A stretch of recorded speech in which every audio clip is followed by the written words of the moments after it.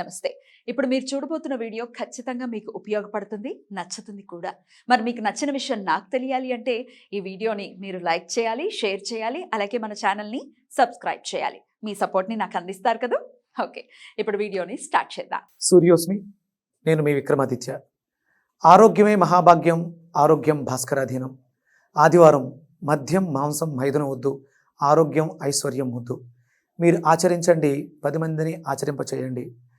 ఆచరించండి, ఆరోగ్యవంతులుగా ఉండండి. ఆచరించండి, ఐశ్వర్యవంతులు కండి. ఆచరించండి, ఆనందంగా జీవించండి. సూర్యోస్మి. నమస్తే, వెల్కమ్ టు అవర్ ఛానల్. నేను కుప్పా పద్మిని. ప్రస్తుతంతో పాటు ప్రముఖ ఆధ్యాత్మికవేత్త, సూర్యోపాసకులు, sun spiritual society founder Vikramaditya గారు ఉన్నారు. మాట్లాడదాం. సార్ నమస్తే. సార్ సూర్యోస్మి తల్లి. సార్ ఏంటి సార్ 30 ఏళ్ల తర్వాత మళ్ళీ 30 ఏళ్ల తర్వాత మళ్ళీ ఏమిటి రాశి ఫలాలు చెప్తున్నారా? దీని గురించి చెప్పండి సార్. సాధారణంగా నేను జాతకాల గురించి రీసెర్చ్ చేస్తూ ఉంటాను, చూస్తూ ఉంటాను. నువ్వు మన కుటుంబ సభ్యుల కోసం ఏదైనా విషయం ఉంటే దాన్ని రేకెత్తించి నాతో విషయ పరిజ్ఞానాన్ని చేయించి జనాలకు చెప్పిస్తూ ఉంటాం. మళ్ళీ ఎంత అమాయకంగా ఏంటి సార్ మళ్ళీ మీరు చెప్పాలి. తెలిసిందే, అంటే మన వాళ్ళందరూ చెప్పిందే, ఏదో కొంచెం కొత్తగా ఉంటుంది. నాకున్నటువంటి విషయ పరిజ్ఞానం, విశ్లేషణ నేను కొన్ని చూసే, అంటే ఇప్పుడు ఇక్కడ జరిగేది మనం కుంభరాశిలో రవి శనులు కలుస్తున్నారు కలయిక. అంటే ఇక్కడ కుంభం గురించి ఎందుకు మాట్లాడుతున్నాం అంటే ఇది ఒక సైంటిఫిక్ రాశి. ఇప్పుడు జరిగే యుగం కూడా కుంభయుగం నడుస్తుంది. అంటే రాహు యొక్క ఆధిపత్యం నడుస్తుంది. ఇక్కడ ఒక ఈవెంట్ జరగడానికి కారణం అవుతుంది. దాని గురించి మనం మాట్లాడాలి కాబట్టి నేనైతే నా విశ్లేషణ కొంచెం సైంటిఫిక్ గా ఉంటుంది కాబట్టి డెఫినెట్లీ అందున సూర్యుడు గురించి అడిగినప్పుడు మరి మిమ్మల్ని ప్రత్యేకించి నేను అడుగుతూ ఉంటాను కదా. మీరు సూర్యోపాసనలో ఉన్నారు. రవి శనుల కలయిక మీరు బోర్డు మీద రాసినట్టుగానే 30 ఏళ్ల తర్వాత మళ్ళీ అన్నారు కాబట్టి దాని గురించి ఒక్కసారి క్లారిటీ. ఇది అంటే కుంభరాశిలో జరుగుతున్నటువంటి గ్రహ సమ్మేళనం. ఇక్కడ మనకు ప్రస్తుతానికి కనిపించేవి 2 రాశులే, రవి శని కలయిక. వీళ్ళిద్దరూ అంటే తత్వాలు. ఒకళ్ళు మెటీరియల్ వరల్డ్ అయితే ఒకళ్ళు ఆత్మకారకత్వం. ఈ రెండిట్ల కలయిక అంటే మనసుకి శరీరానికి మధ్యలో జరిగేటువంటి ఒక యుద్ధం.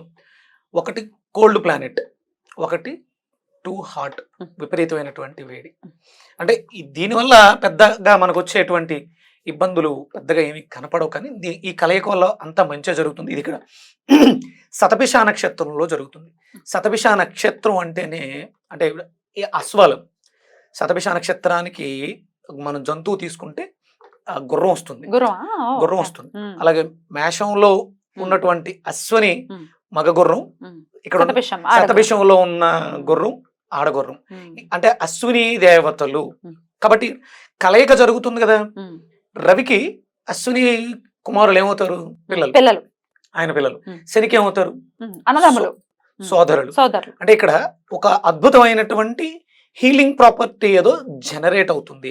ఎందుకు అంటే శతభిష నక్షత్రం మీదే ఈ కలయిక జరుగుతుంది. అంటే ఇదంతా ఒక ఎత్తు. ఇప్పుడు ప్రస్తుతం ఈ రెండే కనిపిస్తున్నాయి, కానీ మనకి బుధుడు కూడా యాడ్ అవుతాడు. బుధుడు కూడా ముగ్గురు కలిసి చాలా రేరుగా ఒకే డిగ్రీలో 15 డిగ్రీల దగ్గరగా ఒకేసారి దగ్గరకు రావడం వల్ల ఈ ట్రాన్సిట్ జరుగుతుంది. దీని ప్రభావం మన మీద ఉండబోతుంది. అంటే గ్రహాలు వాటి తాలూకు ఇన్ఫ్లుయెన్స్, గ్రావిటీ. అంటే ఇక్కడ మనం 12 రాసులు తీసుకున్నాం, నక్షత్రాలు తీసుకున్నాం. ఈ నక్షత్రాల ప్రభావం మన శరీరంలో, అంటే వెజిటేబుల్ థెరపీతో మనం ఉన్నాం కాబట్టి బుధుడు దేనికి కారకుడు? బుద్ధి కారకుడు. మనకి కన్యా రాశి, మిథున రాశి. మిథునం మనం గోరుచిక్కులు చెప్తాం, ఇక్కడ నరాలకు సంబంధించిన వ్యవస్థ. ఇక్కడ కన్యా రాశి లివర్కి సంబంధించినటువంటి సమస్యలు. అలాగే పంచమం అంటే ఇక్కడ జరిగే యుద్ధం ఎవరికి? రవికి శనికి. అంటే పూర్తిగా తూర్పు పడమర పరిస్థితులు, ఎదురెదురుగా ఉండేటువంటి ఇబ్బందికరమైనటువంటి పరిస్థితులు. అంటే శాస్త్రం ఎందుకు బద్ధ శత్రువులుగా మనం పదాన్ని వాడుతున్నా దాని ప్రభావం ఎంతో కొంత ఉంటుంది. ఇప్పుడు చూడండి, మనకి రాములు వారు జన్మ తీసుకున్నప్పుడు ఆ 30 రోజులు ఆయన చూడడానికి వచ్చేస్తే రాత్రి పగలు ఏకమైపోయింది. అంటే ఇలాంటి పరిస్థితులు ఏవో జరగబోతాయి. ఇది 30 ఏళ్ల క్రితం జరిగింది. అంటే ప్రతి 30 ఏళ్లకు ఒకసారి మాత్రమే జరుగుతూ ఉంటుంది. అలా ఎలా? ఒక్కసారి దాని గురించి ఇంకొంచెం వివరంగా. 30 ఏళ్లకు ఒక్కసారి మాత్రమే రవిశనులు కలుస్తారనా ఎలాగా? ఇప్పుడు శనేశ్వర్ల వారు ప్రతి దాంట్లోనూ నడక 2.5 ఏళ్ళు ఉంటుంది. ఒకసారి తిరిగి రావడానికి ఎంత పడుతుంది? 30 ఏళ్ళు పడుతుంది. అలాగే ఈయన ప్రతి నెలలోనూ మారుతూనే ఉంటారు. కానీ కుంభరాశిలో ఈయనకు మళ్ళీ కలవడానికి 30 ఇయర్స్ పడుతుంది. అంటే ఒక 30 ఏళ్ల క్రితం జరిగింది, ఇప్పుడు మళ్ళీ జరుగుతుంది. పెద్ద రెవల్యూషన్ థింగ్ ఇది డెఫినెట్ గా. అంటే రేర్ కాంబినేషన్.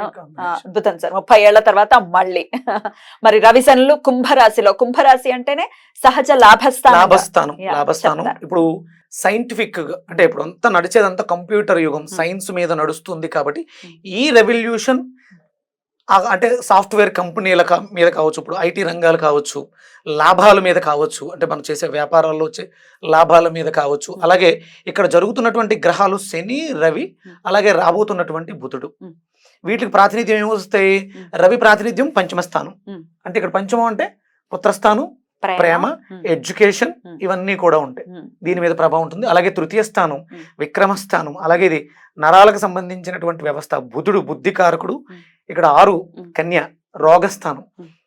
అంటే ఇవన్నీ కూడా ఎఫెక్ట్ అయ్యి, అంటే ఇక్కడ యుద్ధం జరుగుతుంది కాబట్టి కుంభరాశికి అధిపతి శని ఉన్నారు కాబట్టి శనికే ఆధిపత్యం. 10th, 11th, 3rd, 5th, 6th ఈ రాసుల మీద దాని ప్రభావం మంచు చెడులలో ఒకంత తేడాగా ఉండే అవకాశం ఉంది. అంటే ఇక్కడ సింహరాశి సింహలగ్నం, మిథున రాశి మిథున లగ్నం, కన్యారాశి కన్యా లగ్నం, మకర రాశి మకర లగ్నం, కుంభరాశి కుంభలగ్నం. ఈ లగ్న జాతకులు కానీ రాశి జాతకులకు కానీ దీని ప్రభావం మన మీద ఉంటుంది. వాటి గురించి ఇంకో వివరంగా మనం ద్వాదశ రాశులకి కూడా చెప్పుకుందాం సార్. ఎందుకంటే డెఫినెట్ గా ఎక్స్ట్రా లుక్స్ ఉంటాయి ఈ గ్రహాలకి. ఎలా ఉంటుంది ఈ కంజంక్షన్ అనేది ద్వాదశ రాశులకి చెప్పండి. వీటి గురించి ఇంకా ప్రత్యేకంగా ఎలాగో మన ఆర్డర్ లో చెప్పారు. ఇక్కడ మనం హీలింగ్ అన్నాం. అంటే ఇక్కడ శతభిష నక్షత్రం మీద జరుగుతుంది కాబట్టి అక్కడ ఉన్నటువంటి ఆధిపత్యం అశ్వనీది కాబట్టి హీలింగ్ 100 గుర్రాల శక్తి. అంత హీలింగ్ ఏదో జరగబోతుంది. మార్పులు సంభవిస్తాయి ప్రకృతిలోను, అలాగే వ్యవస్థలో ఉన్నటువంటి వ్యక్తుల మీద కూడా దీని ప్రభావం ఉంటుంది. ఎవరు భయపడక్కర్లేదు. కొంచెం జాగ్రత్తగా మనం చేసే పనులలో కొంచెం నిదానించుకుని ఆయా నక్షత్రాల వాళ్ళు, రాశుల వాళ్ళు జాగ్రత్తలుగా ఉండాలి. ఇది ఇప్పుడు ఈ కంజక్షన్ ఇంతలా జరుగుతుంది. ఇక్కడ రవిశనుల కలయిక ఒకటే జరుగుతుంది. అనుకోకుండా ఇక్కడ మనకి బుధుడు కూడా చేరుతున్నాడు. ఇప్పుడు ఇద్దరు ఎప్పుడు మనకి ఈ ఈవెంట్ 28వ తారీఖు ఫిబ్రవరి 28వ తారీఖు 3 గ్రహాలు కలిసి 15 డిగ్రీలు శతభిష నక్షత్రం మీద ఒకే లైన్ మీదకి రాబోతున్నారు. ఇక్కడ ఆ ప్రభావం బుధుడు మీద అత్యధికంగా ఉంటుంది. అందుకని చాలా జాగ్రత్తగా మనం తీసుకునే నిర్ణయాలు కావచ్చు, ప్రయాణాలు కావచ్చు, ఆలోచనలు కావచ్చు, ఏమైనా కూడా కొంచెం జాగ్రత్తగా ఉండాలి అని తెలియచెప్పడం కోసం మాత్రమే. సరే, ఇప్పుడు నాకు ఇంకొక 3 నక్షత్రాలు రావడం అనేది మళ్ళీ జరగదు. 3 గ్రహాలు రావడం అనేది ఆ నక్షత్రం మీద అన్ని దగ్గర డిగ్రీలు, అంటే అతి దగ్గరగా వస్తున్నారు. ఉంటాయి, కలయిక ఉంటుంది కానీ దూరంగా ఉంటే అంత ఎక్కువ ఎఫెక్ట్ ఉండదు. ఇది పెక్యులర్ కాంబినేషన్. రైట్. ఇంకాస్త వివరణాత్మకంగా ఇప్పుడు ఉంటుంది. ద్వాదశ రాశులకి కూడా ఎలాంటి ఫలితాలు ఉంటాయో ఇప్పుడు చూద్దాం. మరి ముందుగా మేషరాశి. సార్, ఇక ధనస్సు రాశి వారికి ఎలా ఉండబోతుంది సార్ ఈ పెక్యులర్ పీరియడ్? ధనస్సు రాశి నుంచి ద్వితీయ స్థానం అయినటువంటి మకరం. అంటే ఇక్కడ కంజక్షన్ జరిగేదేమో తృతీయ స్థానంలో. ఇక్కడ ఈ తృతీయ స్థానం యాక్ట్ అవుతుంది, అలాగే 7th యాక్ట్ అవుతుంది బుధుడికి సంబంధించి. అలాగే రవికి ఎఫెక్ట్ అయినటువంటి భాగ్యస్థానం 9th హౌస్, అలాగే మళ్ళీ 10th హౌస్ కర్మస్థానం. బుధుడికి సంబంధించి ఇబ్బంది పడేది బుధుడే కాబట్టి వీటి మీద ప్రభావం అధికంగా ఉంటుంది. ఇక్కడ మనం చూసుకున్నప్పుడు ఇది వాక్కుస్థానం అవుతుంది. అంటే మన భావోద్వేగాల్ని ఎవరో ఇబ్బంది పెట్టేయడం ద్వారా వ్యక్తపరచలేక బాధపడిపోతూ ఉంటాం. అవతల వాళ్ళకి మనం మాట అర్థం కాకపోవచ్చు, నచ్చకపోవచ్చు. కుజుడు కూడా ఉన్నాడు కాబట్టి గొడవలు వచ్చే అవకాశం, కుటుంబంలో కలతలు వచ్చే అవకాశం అధికంగా ఉంటుంది. అలాగే తృతీయ స్థానం అంటే కుటుంబం అనగానే ఇక్కడ మనం పిల్లలు, భార్య లేకపోతే తల్లి, తృతీయం కూడా యాక్ట్ అవుతుంది కాబట్టి సోదరులు, సత్సంబంధాలు, రిలేషన్స్ లో ఇబ్బందులు వచ్చే అవకాశం ఉంది. 7th అంటే మళ్ళీ ఇక్కడ కుటుంబం కదా, భార్య, పార్ట్నర్, అలాగే వ్యాపారం భాగస్వాముల మధ్య వచ్చేటువంటి అనవసరమైనటువంటి ఇబ్బందులు. ఇక్కడ మనం కర్మని కూడా, అంటే పని, ఇక్కడ పార్ట్నర్షిప్ పని వల్ల కదా పార్ట్నర్షిప్ ఏర్పడింది. ఈ ఈ ఇబ్బంది వల్ల ఉమ్. 9th భాగ్యం ఏమైనా కోల్పోయే అవకాశం కూడా అయ్య బాబాయ్. ఉంటుంది. ఉమ్. చాలా జాగ్రత్తగా ఈ స్థానాలు యాక్టివ్ అవుతున్నాయి కాబట్టి కొంచెం పెద్ద ఇబ్బందులు ఏం కాదు, నిదానించుకొని మనం దైవారాధన చేసుకుంటూ ఉంటే చాలా అద్భుతంగా యోగదాయకంగా ఉంటుంది. Right sir. అంటే ఈ పర్టికులర్ పీరియడ్ అందులో ఫెబ్ 28th కి ఎగ్జాక్ట్ కంజంక్షన్ జరగబోతోంది. మార్చ్ 14th వరకు కూడా జాగ్రత్తగా ఉండాలి అటు మాట విషయంలో. మళ్ళీ ఈ రవి కుంభ సంక్రమణం నుంచి మీన సంక్రమణానికి వెళ్ళిపోయేంత వరకు అవును, మార్చ్ 14th కి వెళ్ళిపోతారు. అంతే. అప్పటి వరకు కాస్త జాగ్రత్తగా ఉండాలి మాట విషయంలో. మరి ఎందుకంటే వాక్కు స్థానం తృతీయ స్థానం కాబట్టి సోదరుల విషయంలో Hmm.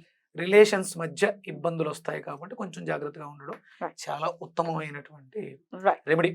ఇక వెజిటబుల్ థెరపీలో ఏ వెజిటబుల్స్ తీసుకోమంటారు? వెజిటేబుల్ థెరపీలో మనం ఇక్కడ బుధుడిని అంటే 7th 10th 2nd Hmm. ధనస్థానము వాక్కు స్థానము. Hmm. ఇక్కడ నిమ్మకాయ, గోరుచిక్కుళ్ళు, Right. దొండకాయలు తీసుకోవడం. Right. అలాగే రెగ్యులర్గా మనం బెండకాయలు తీసుకోవడం వల్ల లేకపోతే బెండకాయలు దానం చేయడం వల్ల కూడా మనం లాభాన్ని పొందొచ్చు. Hmm. అలాగే మంచి గుమ్మడికాయని మనం గోమాతకు తినిపించడం ద్వారా కూడా లాభాన్ని పొందొచ్చు. Right. రెగ్యులర్గా Hmm. మాక్సిమం అందరూ కూడా ఇవే ఈ పెస- combination. పెసలు, Hmm.